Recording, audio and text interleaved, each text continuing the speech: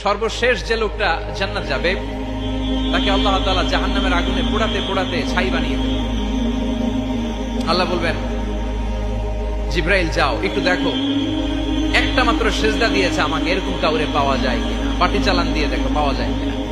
খুঁজে খুঁজে কাউরে পাবে না। আল্লাহ বললেন আবার দেখো, খুঁজে খুঁজে একজনকে পাবে, সামান্য ইমানের ছিটে ফোঁটা তার অন্তরে ছিল।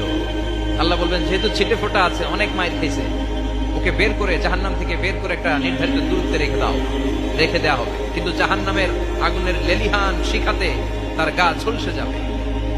সে আল্লাহর ডেকে বলবে, মাবুদ তোমার কাছে আমি কিছু চাই না, জাহান্নাম থেকে তুমি আমাকে বের করেছো, জীবন নদীর পানি তুমি আমার গায়ের মধ্যে ঢেলে দিয়েছো, আমি আবার সজীবতা ফিরে পেয়েছি। আমি তোমার কাছে জান্নাত চাই না, শুধু নিরাপদ একটা দূরত্বে আমাকে রেখে আসো, যাতে জাহান্নামের আগুন আমারে কষ্ট দিতে না পারে।